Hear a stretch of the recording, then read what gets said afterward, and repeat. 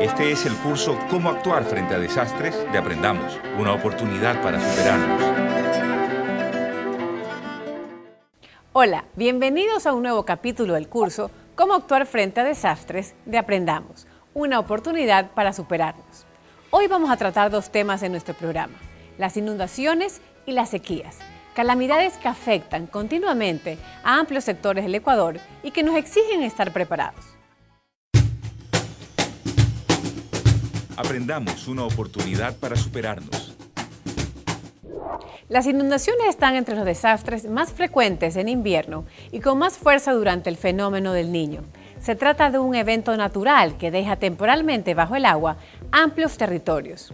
Podemos distinguir dos tipos de inundaciones. Las de desarrollo lento, es decir, cuando el agua toma algunos días en desbordarse de sus cauces, y las inundaciones repentinas, que ocurren en contados minutos, generalmente por lluvias intensas en la parte alta de la cuenca. Una zona que presenta frecuentes inundaciones en temporada invernal es Salitre, en la provincia del Guayas. Para allá fue Alberto y nuestro equipo de realización. ¿Cuál es la situación en Salitre, Alberto?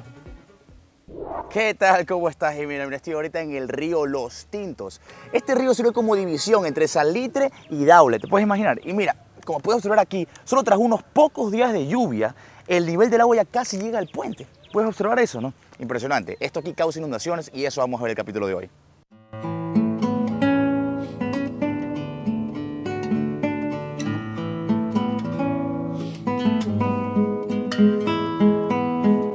Cuando llueve torrencialmente, el caudal de los ríos se desborda por su cauce.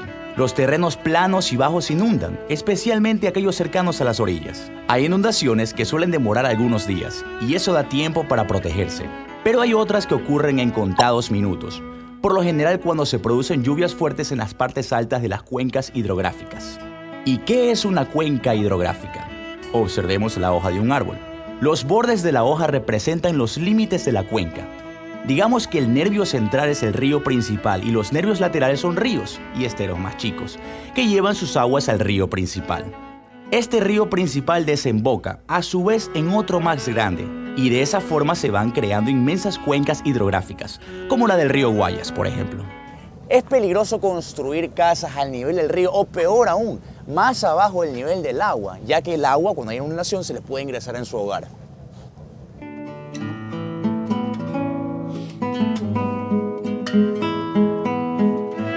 ¿Qué hacer en estos casos? Hay que vigilar la subida del caudal en la época lluviosa y sobre todo tomar medidas de prevención, como plantar árboles y arbustos de rápido crecimiento en las orillas. Si toca evacuar hay que tener elegido un lugar alto, más seguro para llevar a la familia. Y en general es mejor no construir casas en sitios bajos. Pero si no tiene otra opción, construya la casa sobre pilares, como fueron siempre en el campo costeño. En estos lugares donde sufren de inundaciones, este tipo de casas sobre pilares son las más adecuadas para separar más el nivel del agua y la casa. Hoy nos encontramos en el recinto Santa Margarita de la Parroquia General Bernaza. Okay. Bueno, va a haber una muestra de todo lo que ha ocurrido aquí y con este mensaje queremos hacer conciencia a la gente que no debemos invertir el dinero construyendo casas a la orilla del río porque son zonas de alto riesgo. El agua viene, se lleva cultivos, se lleva animales, se lleva las casas, los enseres. Todos los años ocurren diferentes eventualidades en diferentes recintos. Claro. Porque la gente también construye muros sin una proyección técnica y eso hace que el muro no tenga un desfogue y el agua trepa. Claro, bueno, pero veo personas que ya están tomando algunas medidas de cambio, como veo estas fundas, por ejemplo, para proteger la erosión, supongo. ¿Nos puede explicar para qué sirven estas fundas? Hubo una ruptura, entonces los moradores de aquí del recinto han decidido protegerlo con plástico para la fuerza de la corriente que no destruya el muro y hacerlo rústicamente, aunque este no es lo adecuado, pero ellos tratan de prevenir los riesgos. El muro es donde estamos parados en este momento, sí. Y el muro sumado al plástico contrarresta el agua para que no termine de desgastar el muro y no llegue a las casas. Es bueno que los vecinos de cada comunidad echen una mirada a los canales de riego para ver en qué estado están, limpien desagües, afirmen los bordes del río en lugares poblados donde podría causar perjuicios. Cuando la inundación pasa, hay que recorrer la vivienda para ver los daños y repararla. Será muy útil organizar una minga con los vecinos para abrir salidas al agua estancada y de esa forma evitar plagas de mosquitos, transmisores del dengue y el paludismo. Por lo general, una inundación contamina el agua, de manera que en estos casos hay que hervir siempre el agua que vamos a consumir.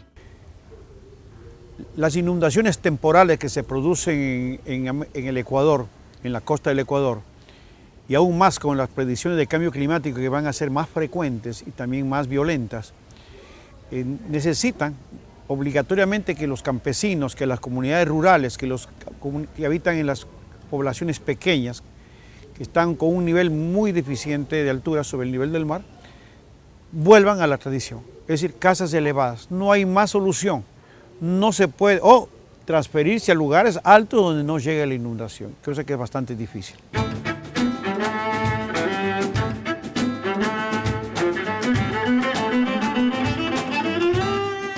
Está viendo el curso Cómo actuar frente a desastres de Aprendamos, un aporte de la muy ilustre Municipalidad de Guayaquil en alianza con canales de televisión de señal abierta, Diario Súper, Fundación Ecuador y Universidad Casagrande, para la necesaria formación de una cultura de la prevención en nuestro país. Recuerde que podemos reducir los riesgos haciendo trabajo comunitario para limpiar canales, esteros, ductos de aguas lluvias, plantando árboles y arbustos de rápido crecimiento en ríos y quebradas. Sus raíces forman una red que amarra las orillas y absorben humedad. Además, como en cualquier otra emergencia, elija un lugar seguro para refugiar a su familia mientras pasa la inundación. El uso abusivo de los recursos naturales es una de las razones para que aumente la temperatura del planeta. Sin ir muy lejos, en los últimos años, el agroecuatoriano ha visto alterado su calendario de producción debido a que las temporadas lluviosas y secas ya no tienen el mismo patrón. Ahora son más cortas e intensas, algo que debe alertarnos. Tenemos en línea el ingeniero Rodney Martínez, investigador de cambio climático. Ingeniero, ¿qué consecuencias concretas está teniendo en el agro el aumento general de la temperatura? La tendencia a la irregularidad de las estaciones, es decir, entre estación húmeda o lluviosa y estación seca, esa irregularidad no solo que se va a mantener, sino que va a aumentar en el tiempo. Y es algo importante que deben recordar los agricultores. Los agricultores que están dependiendo exclusivamente del ciclo de las lluvias tienen que necesariamente cambiar su forma de obtención y gestión del agua. Caso contrario, los procesos de impacto en el sector agrícola van a seguir siendo cada vez más drásticos. Entonces, ese inicio de estación de lluvia o ese término de estación de lluvia o la forma como se va desarrollando la estación invernal va a ser cada vez más irregular. Por un lado. Por otro lado, la distribución de la lluvia a lo largo de la estación invernal también va a cambiar. Entonces vamos a tener cada vez más frecuencia de lluvias intensas y de corta duración, que pueden generar alto impacto en el sector agrícola, inundaciones, pérdidas de propiedad e inclusive amenazar a la vida humana. Estos eventos extremos van a seguir siendo frecuentes y van a seguir siendo alternados con periodos en cambio de receso de lluvias o veranillos. Si antes teníamos 1 o 2 veranillos por estación, hay mucha posibilidad de que tengamos más veranillos por estación y de que estos veranillos sean más prolongados. ¿Y cuál sería la forma más adecuada para manejar esta situación? Entonces, eso implica que el sector agrícola y la comunidad en general tiene que prepararse para almacenar el agua que le permita seguir en su actividad durante estos periodos de receso. Aprendamos, una oportunidad para superarnos. Durante la época de lluvias, en especial después de una inundación, el entorno se convierte en caldo de cultivo para diferentes enfermedades, básicamente por la proliferación de insectos, especialmente mosquitos, que propagan la malaria y el dengue. También son comunes las diarreas y las afecciones a la piel. Una vez más, la prevención es la clave. Aprendamos algunas técnicas básicas para proteger nuestra salud en caso de inundaciones en ambientes húmedos y calurosos como los nuestros. El mensaje que vamos a dedicar hoy a ustedes es la prevención en estas enfermedades que se pueden desencadenar cuando tenemos estos desastres climáticos. ¿Cuáles son estas enfermedades? Son las enfermedades que se transmiten por medio del agua, por ejemplo, o las enfermedades que se transmiten por medio de vectores, ¿como cuáles? Como los insectos o los mosquitos. Hablemos específicamente de las enfermedades que son transmitidas por el agua. ¿Cuáles? El cólera, la salmonelosis, la tifoidea. ¿Qué es lo que debemos hacer para prevenirlas? En toda enfermedad lo principal y vital es la prevención, porque una vez que ya estamos enfermos, pues ya solamente nos queda tratar la enfermedad. ¿Cómo van a prevenir a ustedes estas enfermedades que se transmiten por el agua? Pues en primer lugar, con un manejo adecuado del agua. Es importante que se ingiera un agua segura. Es importante para todos los habitantes de la familia, desde los más pequeñitos, que son nuestros niños, hasta los más adultos. ¿Cuál es el agua segura? Es aquella agua que ya ha sido sometida a procesos de potabilización. Lo ideal sería que cada uno de nosotros tuviéramos en nuestras casas unas reservas de agua. ¿Por qué? Porque estamos viendo que podrían ocurrir estos fenómenos. Entonces lo ideal es que ustedes guarden agua segura, pomas, botellones de agua, ¿sí? Si ya no la tienen y estamos ya en la presencia del desastre, pues tratar de que el agua que tengamos sea lo más accesible y lo más segura para el consumo humano. En este caso, con el cloro, por ejemplo, la puede usted hacer segura, o hirviendo el agua, que es una de las formas más baratas que tiene. También en esta época de desastre es necesario que usted tenga, si no tiene una cocina, aunque sea una hornilla eléctrica donde usted pueda hacer sus alimentos seguros, ¿sí? Otra forma importante de prevenir las enfermedades que se transmiten por el agua es con el adecuado aseo de las manos de la persona que va a manipular los alimentos que va a ingerir esa familia. Aunque ustedes no lo crean, el simple hecho de que haya un adecuado aseo de sus manos va a salvarlos de muchas enfermedades. Y si usted se salva de las enfermedades, su familia se salva de las enfermedades, estamos ayudando a que en la comunidad haya menos enfermedad, pero tenemos que ser conscientes nosotros de que hay que empezar primero por nuestra casa y por nuestro hogar. Recordar también la importancia que tiene, por favor, que los alimentos estén bien cocidos, bien cocinados. De esa manera usted está eliminando virus y bacterias que pueden venir en esos alimentos. ¿Cómo se podría prevenir la diarrea, una infección estomacal? ¿Cómo usted evita que se produzca esta enfermedad? Teniendo un adecuado manejo de los alimentos. Pero ¿qué hacer si ya pasó y si ya el paciente, sea un niño, sea un adulto, tiene diarrea? Pues entonces lo principal es la hidratación.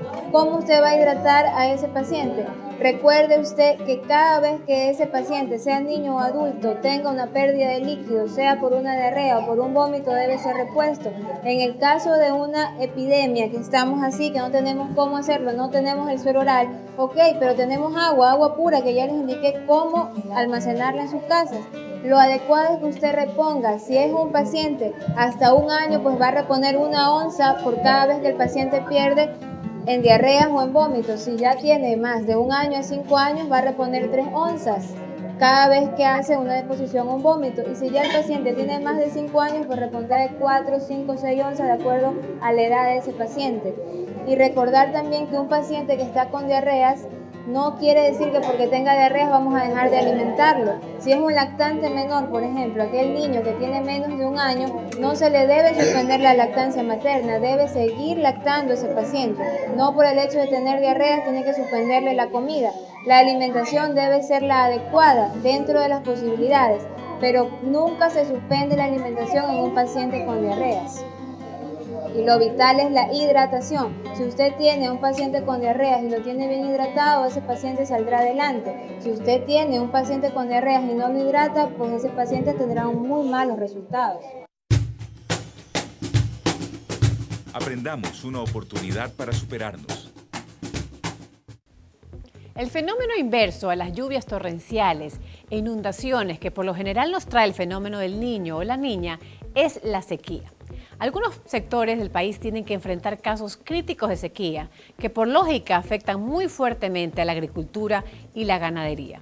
Frente a la escasez de lluvias se deben tomar medidas para acumular agua, tanto para el consumo humano como para el consumo animal e incluso para regadíos en pequeña escala.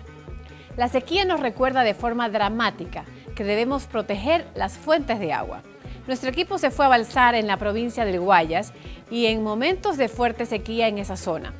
Alberto, cuéntanos cómo está la situación por allá por la falta de lluvia. ¿Qué tal, Jimena? ¿Cómo estás? Mira, estamos en este momento en el pueblo de Balsar. Este aquí es un pueblo que se basa en la agricultura. Aquí atrás mío tengo el río Balsar, lleva el mismo nombre.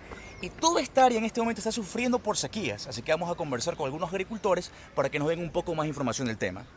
Síguenos.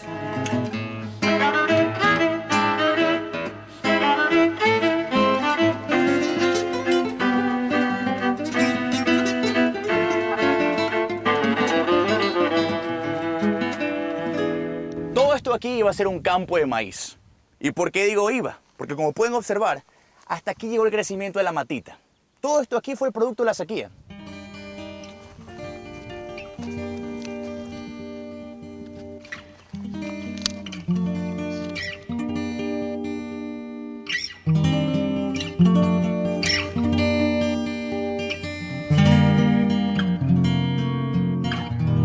Jimena, bueno, realmente da pena ver la tierra así.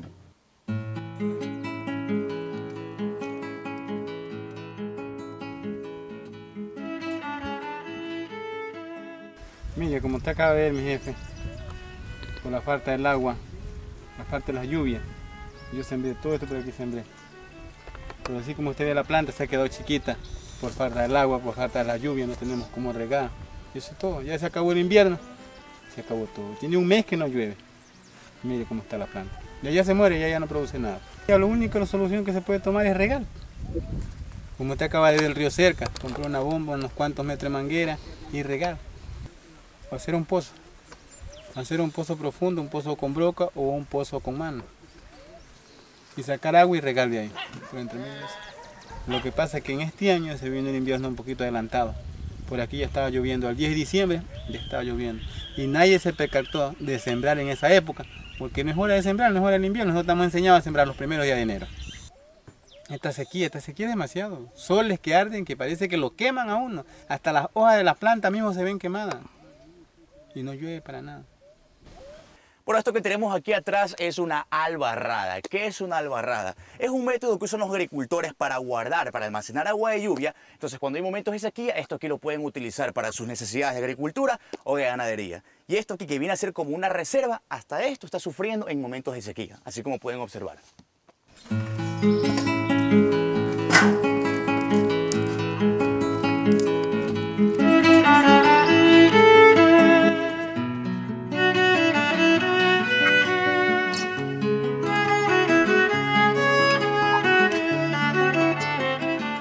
Alberto, como veníamos conversando, le venía enseñando los desastres que le enseñé.